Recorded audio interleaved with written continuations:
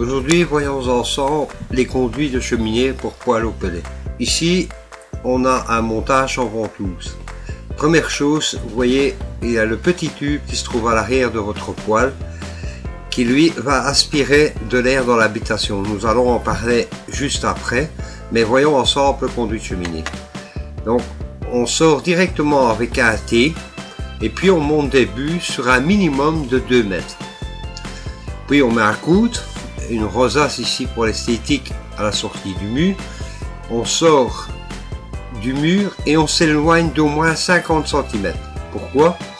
Pour éviter que les fumées salissent légèrement la façade. À poêle au pellet, il n'y a aucune fumée qui sort visuelle, mais au démarrage, il y a un peu de fumée, un peu grasse comme ça, parce que la température de combustion n'est pas encore atteinte, et ça pourrait salir la façade, donc on l'éloigne au minimum de 50 cm. Puis on met un chapeau ou une terminaison, mais c'est beaucoup mieux de mettre ce genre de chapeau qui va bien protéger de la pluie. Et quand on fore le trou au travers du mur, il faut légèrement forer le trou de 1 degré vers le bas, de manière à ce que s'il est de l'eau, l'eau ne puisse revenir dans l'habitation et dans le thé. Et bien faire un joint ici à ce niveau-ci de la buse à la façade, avec un silicone haute température, ce qui va rendre étanche si l'eau ruissellerait sur la façade, si le mur est mal exposé. Voilà. Maintenant, avec cette fameuse flèche que je vous ai indiquée ici, donc l'air de combustion est pris ici, ça rentre dans le poêle, ça passe au travers du creuset, les fumées, comme je vous ai expliqué dans les autres vidéos, et on passe dans le thé, et puis les gaz vont sortir à l'extérieur. Ce montage-ci, la maison est mise sous vide.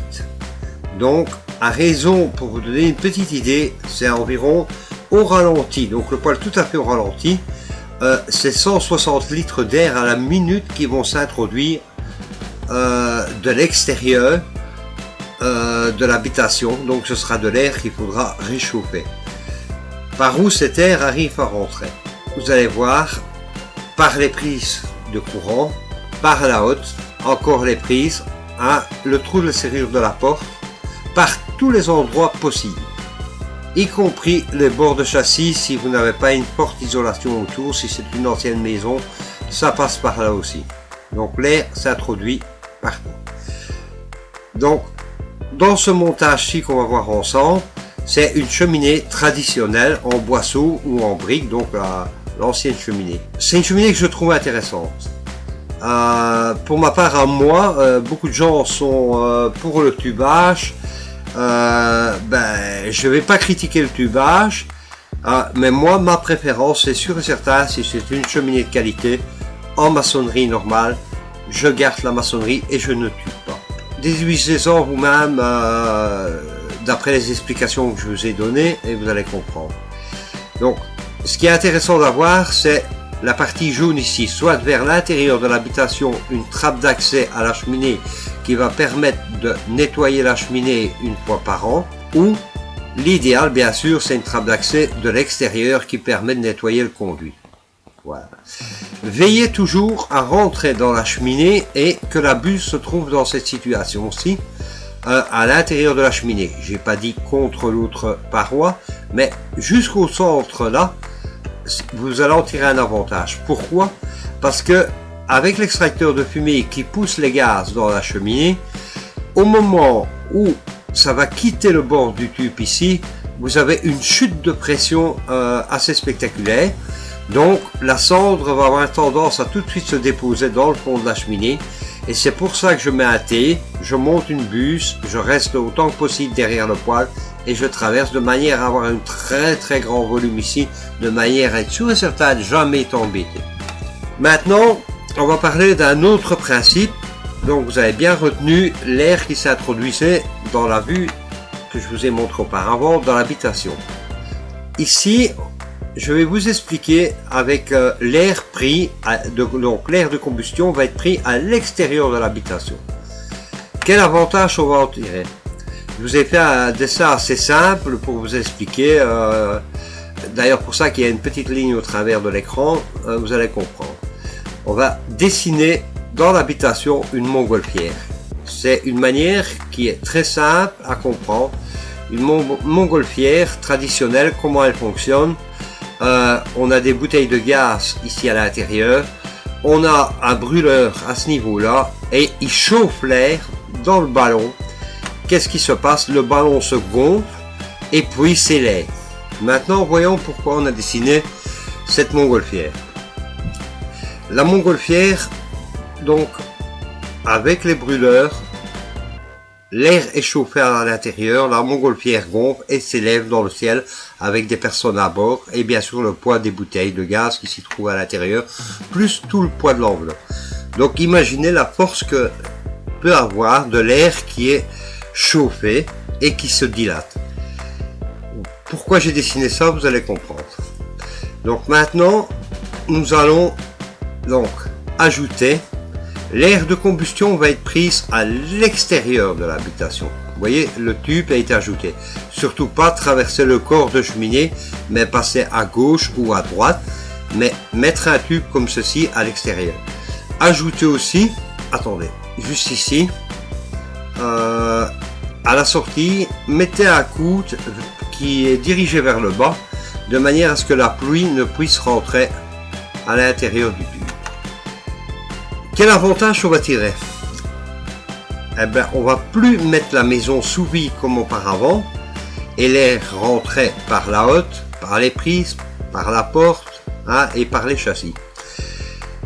On va chauffer de l'air, donc quand on chauffe de l'air, ça se dilate exactement comme dans la montgolfière.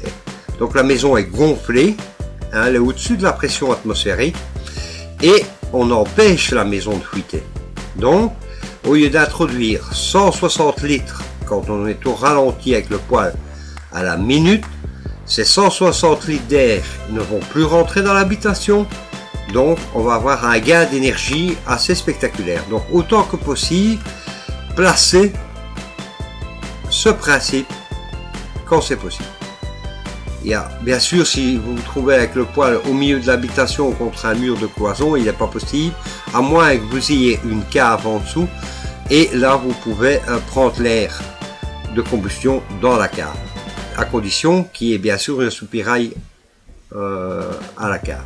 Donc maintenant, passons au même principe, donc l'air secondaire considéré qui est installé, on voit ici le bout de tube, avec une cheminée tubée. Donc vous voyez, automatiquement augmenter si possible le diamètre de la gaine ici. Donc là ça sort du poêle appelé, la plupart du temps ça sort en 80.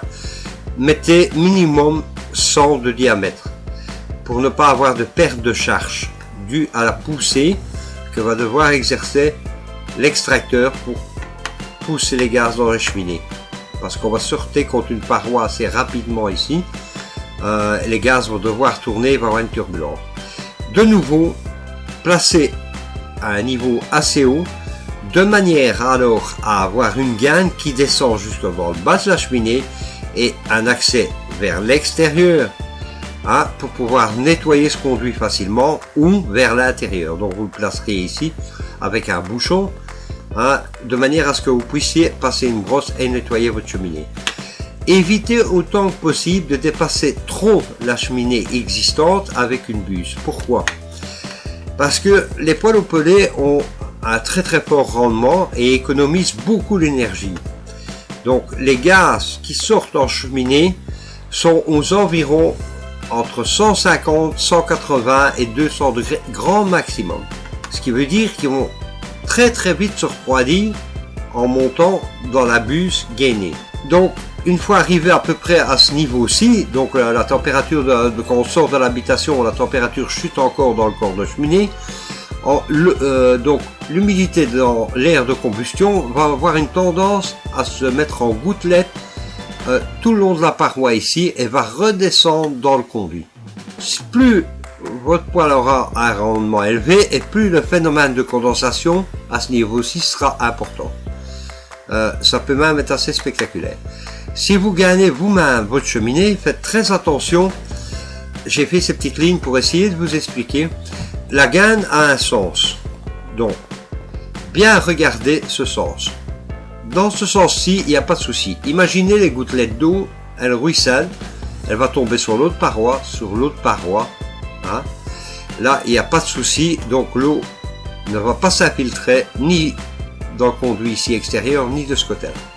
Par contre, si vous la placez à l'envers, si elle essaye de ruisseler, elle va couler à chaque fois, ici, tout le long de la bûche, dans votre corps de cheminée, et vous allez accumuler de l'eau dans le bas de la cheminée ici, et vous allez voir apparaître des taches d'humidité dans votre habitation. Ce que je vous conseille, donc, faire très attention au sens de la bûche, hein, c'est indiqué, renseignez-vous. Vous verrez, c'est assez facile. On sent les lamelles à l'intérieur et ne vous trompez pas.